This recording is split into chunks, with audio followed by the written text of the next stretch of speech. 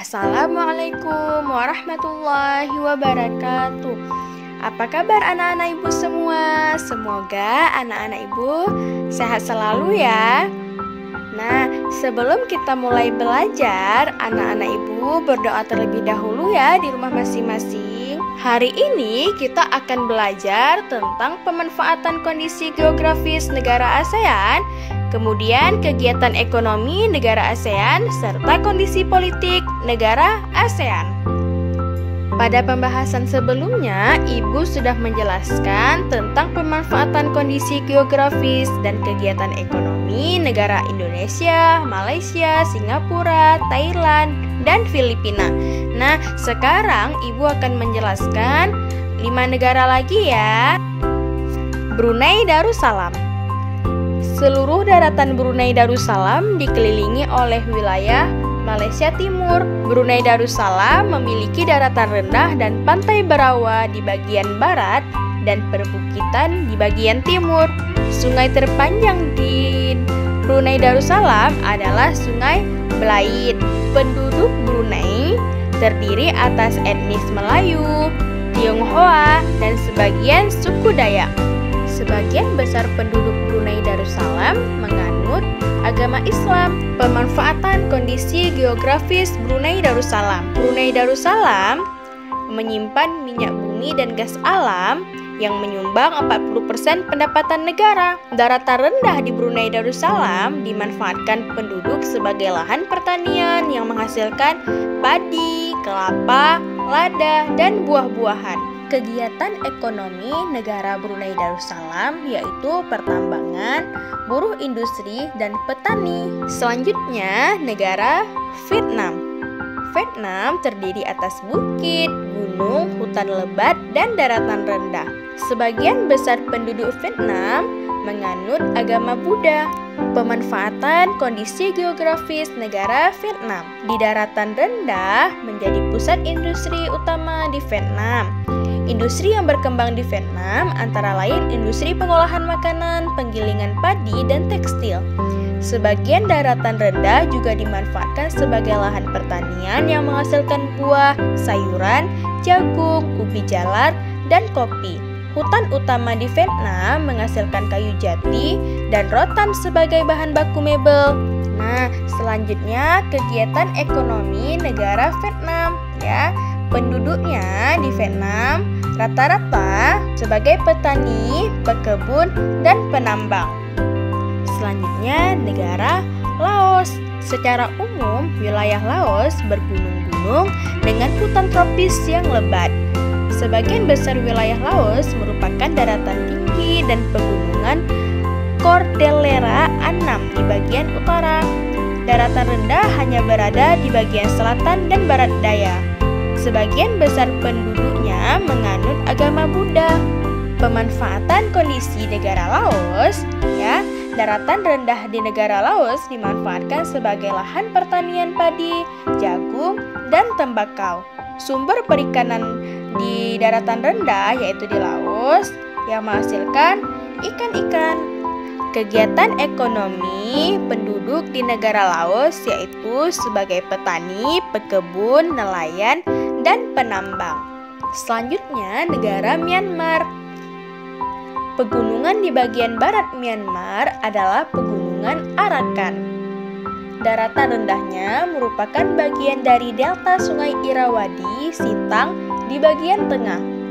Di bagian selatan yaitu pesisir pantai berupa pantai berbatu karang. Penduduk Myanmar sebagian besar beragama Buddha. Pemanfaatan kondisi geografis negara Myanmar. Beberapa wilayah Myanmar menghasilkan sumber daya alam yang beragam, seperti lembah Sungai Sitang menghasilkan tembakau, plato San menghasilkan teh, dan sayuran banyak dihasilkan di pantai Arakan Yoma. Wilayah Tenas Serim dimanfaatkan untuk wilayah pertambangan yang menghasilkan timah. Kegiatan ekonomi penduduk Myanmar yaitu sebagai petani, pekebun, dan penambang. Selanjutnya, negara Kamboja. Sebagian besar wilayah Kamboja merupakan daratan rendah dan daratan tinggi bergelombang di bagian timur. Sebagian besar penduduknya Pemanfaatan kondisi geografis negara Kamboja. Kamboja memiliki Danau Tonle Sap yang merupakan penghasil ikan tawar utama di kawasan Asia Tenggara. Danau Tonle Sap sangat subur sehingga dimanfaatkan penduduk untuk pertanian padi, umbi-umbian, jagung, dan buncis. Ada pula hasil perkebunan seperti tembakau dan karet. Selanjutnya, Ibu akan menjelaskan tentang kondisi politik negara ASEAN. Yang pertama, negara Indonesia. Indonesia, ibu kotanya DKI Jakarta. Kepala pemerintahan yaitu Presiden. Hari kemerdekaan Indonesia yaitu tanggal 17 Agustus 1945. Bahasa resminya Indonesia. Lagu kebangsaannya yaitu Indonesia Raya. Mata uang Indonesia yaitu rupiah. Yang kedua, negara Malaysia. Ibu kota Malaysia yaitu Kuala Lumpur. Kepala negaranya Yang di-Pertuan Agong atau Sultan. Kepala pemerintahannya Perdana Menteri. Hari kemerdekaan Malaysia yaitu tanggal 31 Agustus 1957. Bahasa resminya yaitu bahasa Melayu. Lagu kebangsaannya yaitu Negaraku. Mata uang Malaysia yaitu ringgit. Malaysia diberikan kemerdekaan oleh Inggris pada tanggal 31 Agustus 1957. Negara ketiga yaitu Singapura. Ibu kota Singapura yaitu Singapura. Kepala negaranya yaitu Presiden.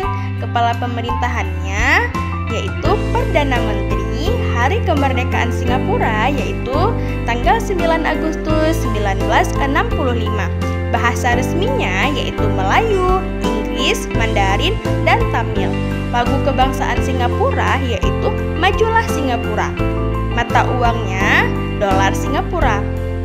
Singapura merupakan negara bekas koloni Inggris yang merdeka pada tanggal 9 Agustus 1965. Yang keempat yaitu negara Thailand. Ibu kota Thailand yaitu Bangkok. Kepala negaranya yaitu Raja. Kepala pemerintahan Thailand yaitu Perdana Menteri. Bahasa resmi Thailand yaitu Thai.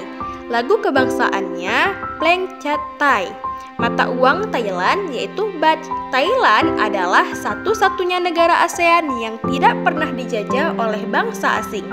Hal ini sesuai dengan arti nama Thailand yaitu tanah kebebasan. Yang kelima, negara Filipina. Ibu kota Filipina yaitu Manila.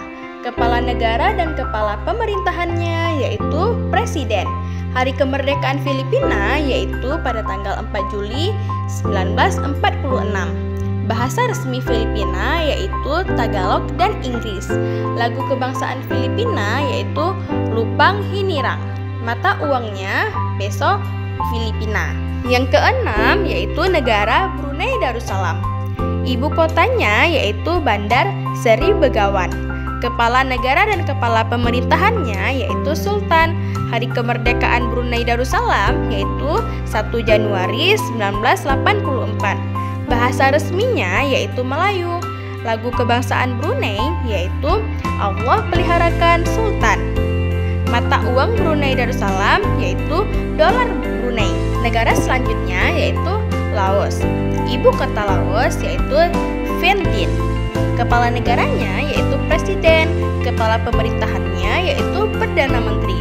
Hari kemerdekaannya yaitu 19 Juli 1949. Bahasa resminya yaitu Laos. Lagu kebangsaannya yaitu Peng Sat Lao. Mata uang Laos yaitu Kip. Negara selanjutnya yaitu negara Kamboja. Ibu kota Kamboja yaitu Phnom Penh. Kepala negaranya yaitu Raja. Kepala pemerintahan Kamboja yaitu Perdana Menteri. Hari kemerdekaannya yaitu 9 November 1953. Bahasa resmi Kamboja yaitu Khmer.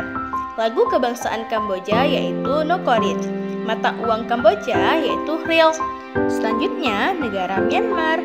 Ibu kota Myanmar yaitu Naypyidaw. Kepala negara dan kepala pemerintahannya yaitu Presiden. Hari kemerdekaan Myanmar yaitu pada tanggal 4 Januari 1948. Bahasa resminya yaitu Myanmar. Lagu kebangsaannya yaitu Kabama Kei. mata uang Myanmar yaitu Kyat. Selanjutnya, negara Vietnam. Ibu kota Vietnam yaitu Hanoi. Kepala negaranya yaitu presiden. Kepala pemerintahannya yaitu Perdana Menteri. Hari kemerdekaan Vietnam yaitu pada tanggal 2 September 1945. Bahasa resminya yaitu bahasa Vietnam. Lagu kebangsaannya yaitu Tin Quan Cha. Mata uangnya yaitu Dong. Baiklah anak-anak ibu semua, hari ini kita sudah belajar tentang pemanfaatan kondisi geografis, kegiatan ekonomi, serta kondisi politik negara ASEAN. Nah, salah satu tujuan terbentuknya negara ASEAN yaitu agar negara-negara tersebut saling bekerja sama, ya, seperti mempercepat pertumbuhan ekonomi dan meningkatkan kualitas ilmu pengetahuan di negara-negara ASEAN. Selain itu, Islam menyukai kerjasama dalam kebaikan demi kemajuan bangsa sesuai dengan surah Al-Maidah ayat 2 yang artinya, dan tolong menolonglah kamu dalam mengerjakan kebaikan dan takwa, dan jangan tolong menolong dalam berbuat dosa dan pelanggaran. Baiklah anak-anak ibu, sekian ya penjelasan dari ibu tentang negara ASEAN. Anak-anak ibu jangan lupa ya untuk mengerjakan kuisis, latihan kuisisnya yang telah ibu kirim di WhatsApp. Terima kasih. Wassalamualaikum warahmatullahi wabarakatuh.